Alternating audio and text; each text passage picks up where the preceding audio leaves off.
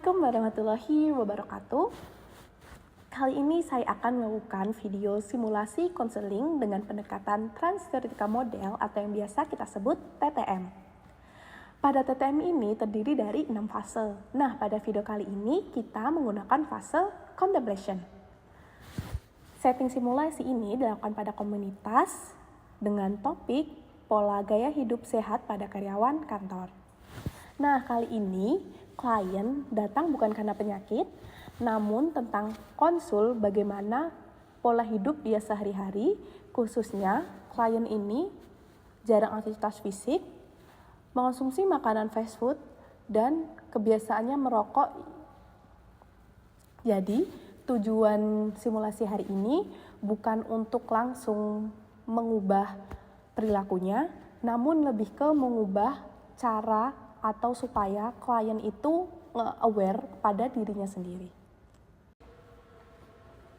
Assalamualaikum warahmatullahi wabarakatuh. Selamat pagi Kak. Sebelumnya perkenalkan saya Ali Kasya selaku ahli gizi yang bertugas hari ini. Apakah kakaknya Kakak Andi yang minggu lalu mendaftar sesi konseling untuk hari ini? Iya, waalaikumsalam warahmatullahi wabarakatuh. Saya benar Kakak Andi yang kebetulan minggu kemarin saya daftar untuk sesi hari ini. Baik Kak, terima kasih sudah datang tepat waktu. Sebelum kita mulai, apakah Kakak merasa nyaman untuk bercerita tentang apa yang kejadian yang dialami Kakak selama kurang lebih 20-30 menit ke depan? Nyaman Kak? Nyaman, aman kok. Baik, saya cek formulir dulu ya Kak. Iya. Berdasarkan formulir pendaftaran ini, Kakak mendaftar berkonsultasi terkait pola hidup, khususnya tentang kebiasaan merokok, konsumsi makanan fast food, dan kurangnya aktivitas fisik dikarenakan pekerjaannya, Kak. Iya, karena saya merasa badan saya akhir-akhir ini nggak enak sih Kak. Oke. Baik Kak, sebelum dimulai bisa diceritakan apa yang membuat kakaknya tuh datang hari ini Kak?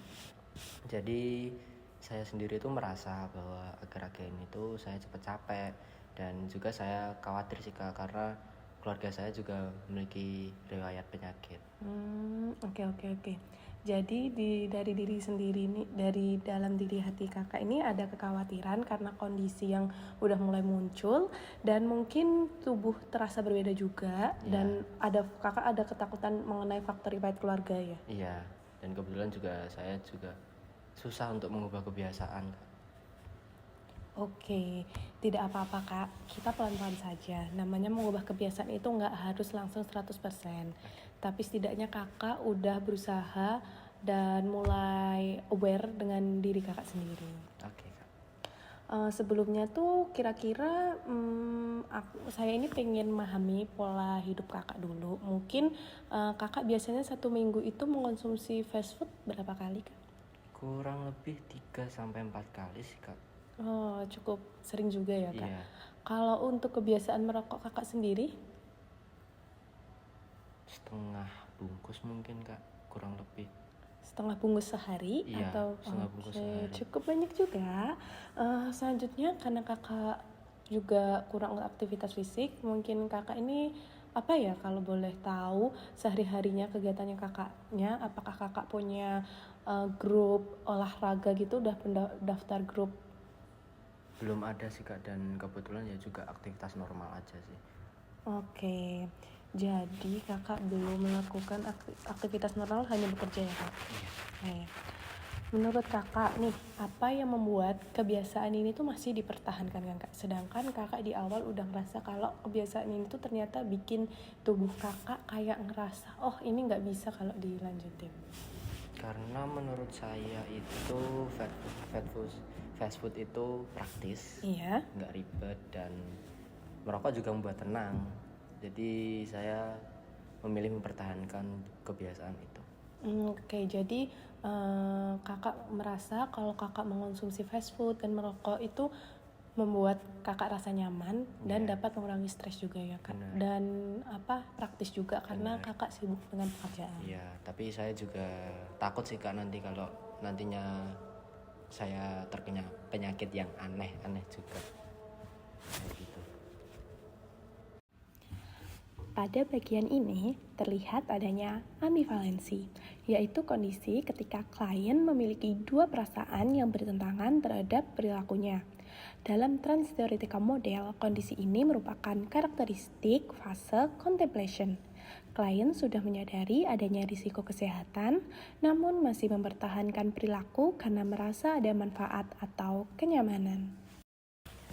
Kalau boleh saya tanya nih Kak, pernah terpikir nggak untuk mengurangi atau menghentikan pola aktivitas fisik Kakak, terus konsumsi fast food dan kebiasaan merokok untuk waktu-waktu dekat? Kalau kepikiran sih pernah sih ya Kak, cuman belum ada action yang membuat saya harus serius melakukan hal itu sih Kak. Oke, kalau misal kita tarik di skala nih Kak, kita buat skala 1 sampai 10, seberapa penting sih Kak untuk mulai hidup lebih sehat? Di angka 6 Kak. Oke, kakak memilih angka 6 ya. Cukup tinggi juga, dan itu sesuai sama kakaknya tadi. Kalau kakaknya tuh udah merasa kalau kakak ingin mengubah, tapi emang belum ada actionnya aja. Kalau kenapa kok tidak lebih rendah Kak? Karena menurut saya sendiri juga kalau hal-hal ini keterusan dan berulang lagi, udah pasti tidak baik buat tubuh saya Kak. Oke. Di sini semakin jelas bahwa klien berada pada fase contemplation. Klien memberikan skor kesiapan sedang, yaitu 6, menunjukkan adanya awareness dan niat awal. Namun, belum ada komitmen tindakan yang konkret. Ini memperkuat bahwa klien berada pada fase contemplation, belum masuk pada tahap preparation. Oke Kak, setelah dengar kakak tadi, kalau belum harus berhenti total nih Kak, kira-kira dari kebiasaan kakak mulai dari aktivitas fisik, konsumsi fast food, dan merokok, kemungkinan apa yang bisa kakak kurangi terlebih dahulu?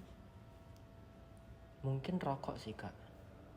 Oke, menarik. Kenapa sih Kak alasannya dari ketiga yang di mulai aktivitas fisik, fast food, dan rokok, kakak kenapa milih untuk mengurangi rokok terlebih dahulu dibandingkan lainnya? Ya karena menurut saya juga tuh rokok yang paling beresiko untuk tubuh saya. Oke, berarti kakak sudah bisa mengidentifikasi ya Kak, mana yang paling berdampak pada kesehatannya kakak. Nah, kalau kita timbang bersama nih ya Kak, menurut kakak apa sih keuntungan dari kakak mengurangi rokok itu? Keuntungannya mungkin badan lebih sehat, terus lebih hemat, dan nggak mudah khawatir juga sih Kak. Oke, itu kan dari segi keuntungannya Kak. Kalau kira-kira nih Kak, kalau kakak mengurangi rokok, apa sih tantangannya Kak? Tantangannya tuh mungkin lebih gampang gelisah ketika lagi stres, kayak gitu Kak. Oke, jadi ada keuntungan jangka panjang seperti kesehatan dan penghematan ya Kak. Nah, tapi itu juga ada ketidaknyamanan jangka pendek yang kalau misal stres tuh nggak bisa dialokasikan dengan merokok gitu ya Kak. Oke. Pada bagian sebelumnya, saya menggunakan teknik decisional balance, yaitu membantu klien menimbang keuntungan dan kerugian dari perilaku yang dilakukan. Teknik ini merupakan proses kognitif yang dominan pada fase contemplation dalam Trans-Theoretical Model, karena individu sedang mempertimbangkan perubahan tetapi belum mengambil tindakan. Kalau dibandingkan beberapa bulan yang lalu nih Kak, apakah ada cara kakak memandang kebiasaan ini ada perubahan? Kalau menurut saya sih, saya lebih kepikiran ke dampaknya sih Kak. Mungkin bisa diceritakan Kak, apa yang membuat perbedaan yang kakak pikirkan di dampaknya itu? Kalau dulu tuh saya merasa kalau hal ini tuh hal yang biasa, nggak membuat khawatir. Terus sekarang tuh rasanya kayak mengganggu pikiran, apalagi ketika badan tuh terasa capek. Oh, jadi itu ada perubahan pikiran yang awalnya tuh biasa saja, terus menjadi sesuatu yang mulai mengganggu dan membuat kakak tuh, wah ini waspada, berarti tubuh kakak sedang tidak baik-baik saja. Iya, betul Kak. Oke, jadi di satu sisi kakak ini merasa kebiasaan ini tuh membantu, tapi di sisi lain mulai terasa lebih banyak kerugiannya. Ya, Ya itu yang bikin saya sendiri tuh maju mundur kalau buat mau melakukan hal itu. Oke Kak, jadi rasa maju mundur itu wajar sekali. Ya. Nah, apalagi banyak orang yang sedang mempertimbangkan perubahan juga mengalami pemikiran yang maju mundur. Nah, yang penting kakak ini udah ada di fase yang mana kakak mau aware pada diri sendiri, walaupun kakak ini belum tahu dan belum ada actionnya. Iya, ya kebetulan juga saya memikirkan hal itu Kak. Oke, karena dari prosesnya banyak mikir, itu tuh bukan hal yang sia-sia. Itu tuh justru tanda bahwa kakaknya ini mau ke depan. Jadi nggak lagi kakaknya yang ngerasa aku tuh nggak peduli dengan tubuh aku sendiri. Itu malah bagus sih Kak. Emang semua perubahan tuh perlu proses dan perlu berpikir yang lama.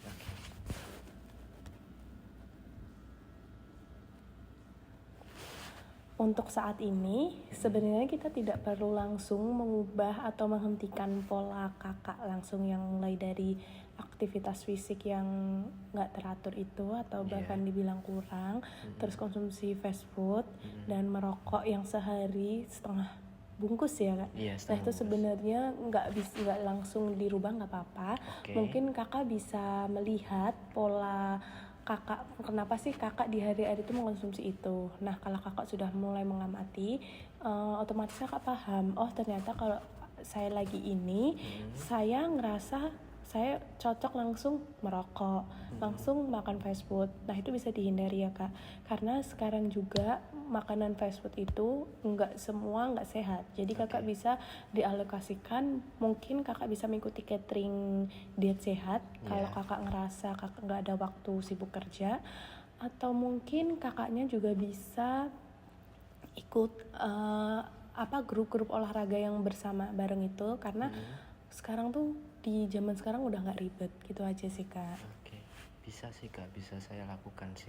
Oke, baik sekali, karena kesadaran adalah langkah awal untuk mulai perubahan. Karena kakak emang sudah mulai sadar, berarti kakak emang merasa kakak siap untuk fase berikutnya. Dan terima kasih Kak sudah terbuka pada sesi konseling hari ini. Oke, terima kasih juga Kak.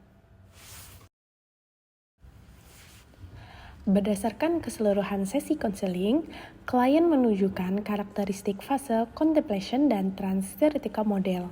Klien telah menyadari adanya risiko kesehatan yang berkaitan dengan kebiasaan merokok, konsumsi fast food, dan kurang aktivitas fisik. Selain itu, klien mengalami ambivalensi, yaitu adanya perasaan nyaman terhadap kebiasaan tersebut, namun sekaligus merasa khawatir terhadap dampaknya di masa depan. Klien juga menunjukkan adanya perubahan cara pandang dari yang sebelumnya menganggap kebiasaan tersebut sebagai hal biasa, menjadi mulai memikirkan konsekuensi jangka panjangnya. Meskipun demikian, klien belum memiliki komitmen atau rencana tindakan yang konkret dan masih berada pada tahap mempertimbangkan perubahan. Oleh karena itu, intervensi difokuskan pada peningkatan kesadaran dan refleksi diri tanpa mendorong tindakan yang terlalu cepat, sesuai dengan prinsip intervensi pada fase contemplation.